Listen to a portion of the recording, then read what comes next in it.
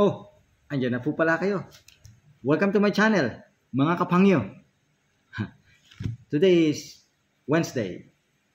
So, magiging topic po natin ngayon is basic translation ng Chinese to Tagalog version. Okay? Pero bago po ang lahat yan, gusto ko po munang i-shout out ang nag-iisa kong diehard fans. Yan is si Bella. Hi Bella! Bella ko. Miss ka na ni Daddy. Okay, I love you. Makinig ka rin ha, para matuto kang mag-Chinese. Magbibilang tayo ngayon, okay? Magbibilang tayo ng from 1 to 10 ng Chinese. Okay? So, stay tuned. Simulan natin. Okay? So, ganito ang pagbibilang niyan. Una, magsimula muna tayo sa number ng Maraminis. Umpisa muna natin pagbibilang sa Tagalog version. Okay? So, 1, 2, 3, 4, 5, 6, 7, 8, 9, 10. Diba? Basic na basic lang yan. Of course, from English version naman, mas lalo mabilis. 1, 2, 3, 4, 5, 6, 7, 8, 9, 10. O, diba? Okay. Paano naman sa Chinese? Chinese. Ganito lang yan. Mabilis lang. Makinig kayo mabuti ha kung paano kong gagawin. Okay. I, R, San, Si, Wu, Liu, Ji, Ba, Zhou, Shi. Narinig nyo? Ulitin ko ha. Isa pa. I, R, San, Si, Wu, Liu, Ji, Ba, Zhou, Shi. Nakuha nyo na. Napakadali lang, di ba? One more time. Tagalog version and Chinese version. Okay? I, isa. R, dalawa. San, tatlo. Si, apat. Wu, 5.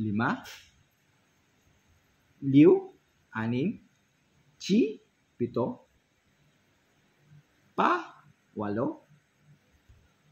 Zhou, 9, 10. 10. O, diba? Napakadali lang. So, pupunta na tayo sa number 11 or 11. Paano po sasabihin yun? Madali lang. Basta tandaan nyo lang yung I, R, San, Si, Wu, Liu, Ji, Ba, Zhou, Shi. 10. Shi. I-connect natin ang shi sa I. Sa number 1 o sa isa. So, kailangan mo i-connect ang 10 sa 1. But in Chinese version. Okay? So, ganito yan. Shi, I. O, paano naman yun? 12. Shi, R. 12 or 12. Then, ano yung pangatlo? Sa, 2, 3. San, di ba? San. So, shi, san. Pang-apat. Ano yung pang-apat? 4. 1, 2, 3, 4. Di ba? I, R, San, Si. Okay. Shi, Si. 14. O, 14. Yung 15. Paano? Ganun uli. Kukonek mo yung shi sa I, R, San, Si, Wu. O, diba? Shi, Wu. Diba? Naiintindihan nyo na? So, i-connect mo lang siya ng connect. So, hanggang dun lang muna tayo sa numbers. I-continuous natin yan. Okay? Meron pa isa. Di ba nagturo na ako ng sheshe. Ang sheshe is, sa Tagalog is, sa English, Tagalog is, thank you, salamat. Okay? Sana nasusubaybayan niyo ako, ha? Ikaw din, Bella. Okay? Paano naman yung you're welcome? Oh, yun ang hindi ko nasabi. Lagi lang ako nag-she. Lagi lang ako nag-thank you at salamat. Paano naman yung you're welcome? At sa Tagalog is, walang anuman. Ang ibig sabihin sa Chinese nun is, buyong she. Buyong she.